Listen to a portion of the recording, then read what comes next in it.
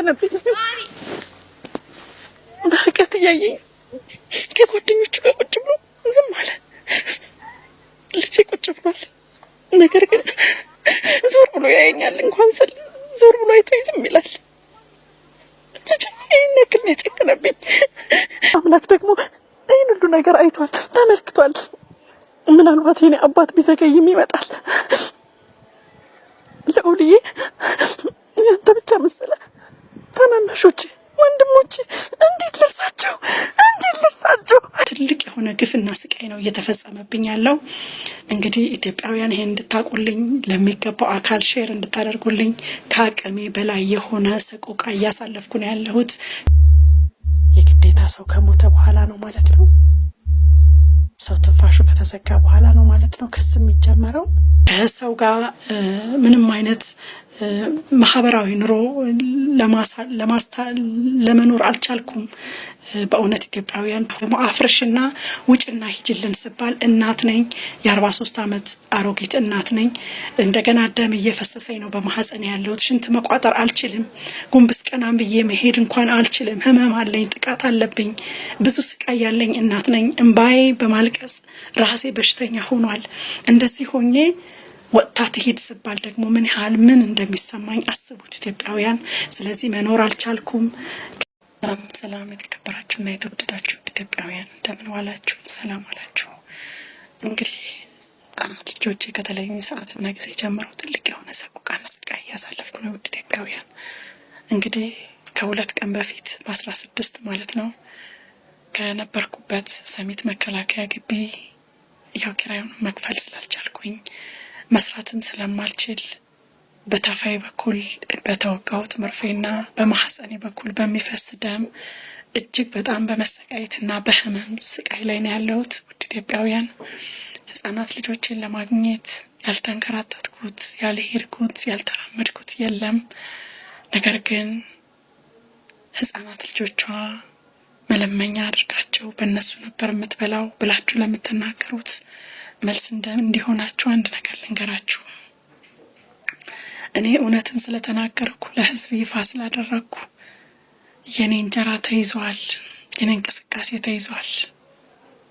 ሁሉንም ነገሬን እንዴት ብዬ እንደምነግራችሁ ቃላት ያጥረኛል። በእያንዳንዱ ቦታ በሞተር በመከታተል እና በእያንዳንዱ በምገባበት ቦታ ሁሉ ነገሮች እንዲበላሹብኝ በማድረግ ይሄው በ16 ከመከላከያ ግቢ ወጥቼ ወደ ልጆች ወዳሉበት ሰፈር ወደ ኮተቤ በሚባል ቦታ ላይ ቤት ፈልጌ ካገኘው በኋላ ትንሽዬ አንድ ክፍል ቤት ከተከራየሁኝ በኋላ እንግዲህ ይታያችሁ 17 እና 18 ዛሬ 19 ማለት ነው። 2 ቀን አድሬ በ3ኛው ቀን አከራዩ እንግዲህ በስነ ስርዓት ከተቀበለኝ በኋላ በስነ ስርዓት ካስገባኝ በኋላ ዛሬ በ19 የሰጠሽኝን ሳንቲም እመልሳለሁ፣ ቤቱን ልቀቂልኝ፣ ቤቱን ሌላ ሰው ላከራየው ነው። እንግዲህ ፈጣሪ ያሳያችሁ።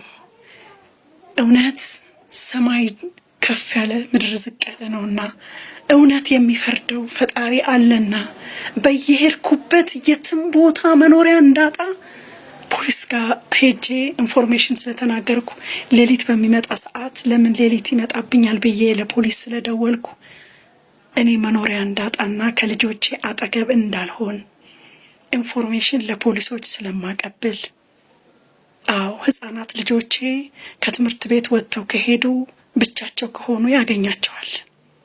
አሁንም ልጄ ወጥቶ ለብቻ ከጓደኞቹ ጋር ልዝናና ወይም ደግሞ አንድ ቦታ ልሂድ ብሎ ከወጣ ህፃን ልጄን በማታለል ህፃን ልጄን ጥቃት እየፈጸመበት ነው ያለው። እንደገና እኔንም ደግሞ በየሄድኩበት ቦታ በሞተርና ዱርዬዎችን ገንዘብ በመስጠት በማታለል ተከታተሏት በምትሄድበት ቦታ በማለት የምከራይበትን ወይም የሚሄድበትን ቦታ በማጥናት እዛ ቦታ ላይ ምንም አይነት የምትከፍለው ገንዘብ የላትም፣ ለማኝ ነች። አዎ እቺ ሴትዮ እንዳታከራዩት እብድ ነች፣ ለማኝ ነች በማለት ስሜን በማጥፋት ከማንም ሰው ጋር እንዳልኖር ማንም ቤት እንዳያከራየኝና ወጥቼ ወደ ሌላ ቦታ ሲሄድ እኔን ለመግደል ወይም ደግሞ እኔን ለማጥፋት ይህንን የኢትዮጵያ ሕዝብ እንዲያቀልኝ እንዲሁም ደግሞ የተከበረውና የተወደደው አዲስ አበባ ፖሊስ ጉዳያችን የያዘው ጉዳያችን በማዕከል ይታይ ተብሎ እንግዲህ የአራት ጣቢያ ክስ ወይም ደግሞ መዝገብ አዲስ አበባ ፖሊስ እንዳለ ይታወቃል። ስለዚህ እኔ ህፃናት ልጆቼን መንግስት እስከ ተንከባከባቸው ድረስ በህግ ከለላ ውስጥ እስካሉ ድረስ እነሱን ከምረብሽ ብዬ ነገር ግን ጠዋት ማታ ምንም አይነት መረጃ ስለሌለኝ ህጋዊ መረጃም ስላልተሰጠኝ እንደገና ደግሞ ስልክም በመደውል ጊዜ ስልክም ስለማይነሳልኝ ህፃናት ልጆቼን በአጠገብ ዙሪያ ሁኜ መከታተል አለብኝ በማለት ነው እንግዲህ የተከራየሁት የነበረ። ነገር ግን እዛ ቦታ እንዳልኖር እንቅፋት ሆኖ እያንገላታኝ ያለው ግለሰብ የኢትዮጵያ ህዝብ እንዲያቀልኝ እፈልጋለሁ። አሁንም የአዲስ አበባ ፖሊስ እንዲያቀልኝ የምፈልገው ነገር የትም ቦታ እንዳልኖር፣ የትም ቦታ እንዳልንቀሳቀስ፣ እንቅስቃሴን ሁሉ በመግታት እያስጨነቀኝና እያስቸገረኝ እገኛለሁ። የኢትዮጵያ ህዝብ በዚህም እንዲነሳልኝ እንዲረባረብልኝ በሴቶችና ህፃናት ዙሪያ ያሉ ማንኛውም በሴቶች ጉዳይ በሴቶች ጥቃት የምትሰሩ እንድትቆሙልኝ። ምንም ቢሆን የህፃናቶች እናት ነኝ። ትገደል ትሙት ምንም አትሰራም የምባለው ይህን ያክል ምን የፈጸምኩት ወንጀል ወይም ደግሞ ምን የፈጸምኩት ስቃይ እንዳለ እንዲነገረኝ እፈልጋለሁ። በዚህ ልክ ይህን ሁሉ ስቃይ እንድሰቃይ እንግዲህ 2 ቀን እቃ አስተካክዬ ከገባሁ በኋላ ከእንደገና ደግሞ አፍርሽና ውጭና ሂጅልን ስባል እናት ነኝ፣ የ43 ዓመት አሮጊት እናት ነኝ። እንደገና ደም እየፈሰሰኝ ነው በማህፀን ያለሁት። ሽንት መቋጠር አልችልም። ጉንብስ ቀናም ብዬ መሄድ እንኳን አልችልም። ህመም አለኝ፣ ጥቃት አለብኝ። ብዙ ስቃይ ያለኝ እናት ነኝ። እምባዬ በማልቀስ ራሴ በሽተኛ ሆኗል። እንደዚህ ሆኜ ወጥታ ትሄድ ስባል ደግሞ ምን ያህል ምን እንደሚሰማኝ አስቡት ኢትዮጵያውያን።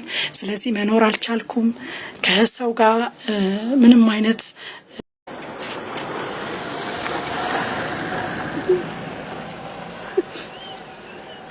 ማድረግ እችላለሁ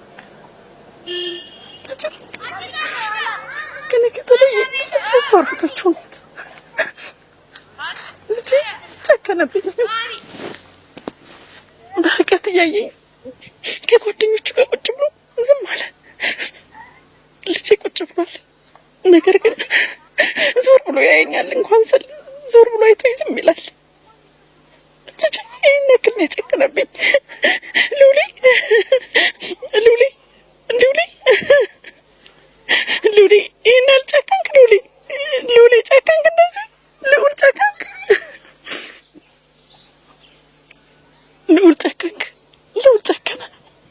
ልዑል በእናቱ ጨከነ። ልጄ እንደዚህ እኮ አይነበረም። ሮሮ እኮ ነበር ልጄ። አላውቅም፣ ምናልባት እግዚአብሔር ትልቅ ቅጣት እየቀጣኝ ነው። ምክንያቱም ልጆቼን ማሳደግ አለመቻሌ እጅጉን አስጨነቀኝ። እኔ ቆሜ መራመድ አቃተኝ። ልጄ የት አገኛለሁ? ልጄ አባ እንዴት ልክ አባት አረብ ሀገር ነው ያለው። ስላንተ ምንነት አያውቅም። አባትም እናትም ሆና አሳድጋ ነገ ብዙ አላማና ብዙ ራዕይ ነበረኝ። ነገር ግን ጅብ ለየን፣ እኔ እናንተን አውሬ ለየን። ቀን ሰው ሌሊት ጅብ የሚሆን ለየን።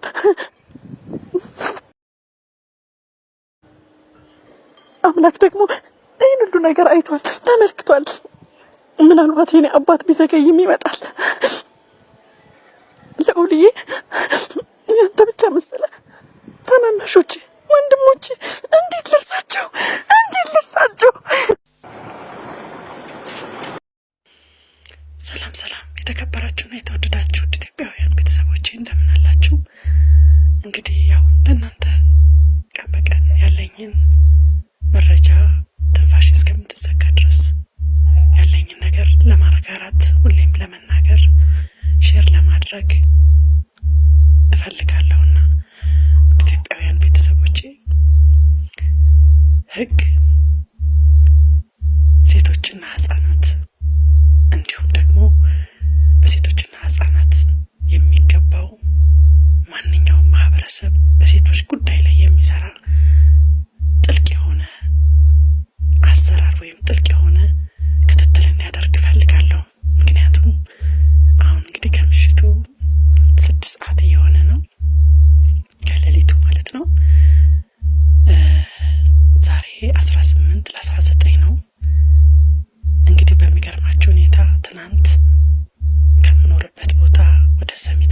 እንግዲህ ወደ ህፃናቶች ያሉበት የህፃናቶች የሚንከባከቡበት ሰላም የህፃናት ማሳደጊያ አካባቢ እዛ አካባቢ ነኝ እኔ። እንግዲህ ያው ህፃናት ልጆችን ተለይቼ መኖር ስላቃተኝ መኖርም ስለማልችል እንቅስቃሴ ማድረግም ስላልቻልኩ ቢያንስ እንኳን ስሞትም እነሱንም ደግሞ እለት እለት ያላቸውን በምን አይነት ሁኔታ ላይ እንዳሉ ያላቸውን ሁኔታ ለመከታተል እሳቸው አቅራቢያ ትንሽዬ ቤት ተከራየው ማለት ነው። እንግዲህ እንደምታዩት በትንሹ ያው ማስጎብኘት ስላለብኝ ነው።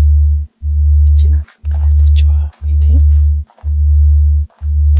እናም ኢትዮጵያውያን እቺ ትንሽዬ ቤት እንደምታዩት ትንሽዬ ናት፣ ጎጆ። ለነገር ግን ጥብቅ የሆነ የፖሊስ እርዳታ ያስፈልገኛል። ጥብቅ የሆነ የፖሊስ ክትትል ያስፈልገኛል። ምክንያቱም የሰራሁት ኃጢአት ቢኖር እንደዚህ ተደረኩኝ እንዲደረሰብኝ ብዬ ለሚዲያ አካል ማሳወቄ በሚዲያ መናገሬ ካልሆነ በስተቀር ወንጀሉ ሲፈጸምብኝ የኖረው ለ8 ዓመታት ነው።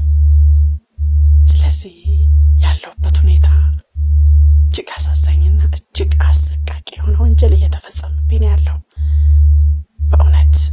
በእውነት ኢትዮጵያውያን በዚህ ልክ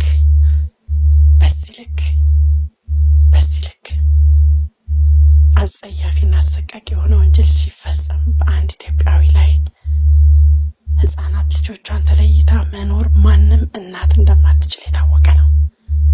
ነገር ግን ከኔ ሆነ ችግሩ ከኔ ከሆነ ጉዳዩ እስቲ ህፃናት ልጆቼ ትንሽ ቀን በፖሊስ ከለላ ውስጥ ይሆኑ፣ በህግ ከለላ ውስጥ ይሆኑ፣ እስቲ ኔጋ ከሆነ በማለት ይሄንን ነገር አድርጌ 3 ወራቶች አለፉኝ። ነገር ግን በልጆቼም በእኔም ያለው ክትትል አላቆመም። የሚደረገው ማንኛውንም ነገር አላቆመም። ስለዚህ ይሄን ጉዳይ የሚለን አካል እንዴት እናጣለን? የግዴታ ሰው ከሞተ በኋላ ነው ማለት ነው? ሰው ትንፋሹ ከተዘጋ በኋላ ነው ማለት ነው? ክስ የሚጀመረው እንቅስቃሴ የሚጀመረው ከዛ በኋላ ነው? እባካችሁን ኢትዮጵያውያን፣ እባካችሁን የህግ አካላት፣ የሴቶችና ህፃናት እንዲሁም ደግሞ በሴቶች ጉዳይ ላይ የምትሰሩ የሴቶች ጉዳይ እባካችሁን ድረሱልኝ፣ አደጋ ላይ ነኝ፣ እባካችሁን ድረሱልኝ። በኮተቤ ሰላምና ህፃናት ማሳደጊያ መንደር በሚባለው እዛቸው ከትምህርት ቤቷ አጠገብ ነው ትንሽዬ ቤት ተከራይቼ ትናንትና ገባሁ። ነገር ግን በገባሁበት ዕለት ያው የሚፈጸመው ሌሊት የሚፈጸመው ወንጀል እየተፈጸመብኝ ያለው አሁንም መጣብኝ አልመጣብኝ እያልኩኝ ተጨንቄ ቁጭ ብዬ እያለቀስኩኝ ካለሁበትም ባይን ጠርጌ ለኢትዮጵያ ህዝብ ሼር ማድረግ አለብኝ ብዬ ነው። ምክንያቱም አጠገቤ ማንም የለም ከእግዚአብሔር በቀር። የተወደቀች እንዴት ሆነች ማን አለ አጠገቧ የሚለኝ የለም። ስለዚህ ኢትዮጵያውያን ድረሱልኝ፣ አሁንም ድረሱልኝ። ተገቢ የሆነ ጥበቃ፣ ተገቢ የሆነው ከለላ ያስፈልገኛል። ማንም የለኝም። ኢትዮጵያውያን ድረሱልኝ እላለሁ። መልእክቴን አስተላልፋለሁ። የእናንተው እህት ሰርካለም አስራት ነኝ። አመሰግናለሁ። ሰላም የተከበራችሁና የተወደዳችሁ ኢትዮጵያውያን እንደምን ዋላችሁ? ሰላም ዋላችሁ? እንግዲህ ህጻናት ልጆቼ ከተለዩ ሰዓትና ጊዜ ጀምሮ ትልቅ የሆነ ሰቆቃና ስቃይ እያሳለፍኩ ነው። ኢትዮጵያውያን እንግዲህ ከ2 ቀን በፊት በ16 ማለት ነው ከነበር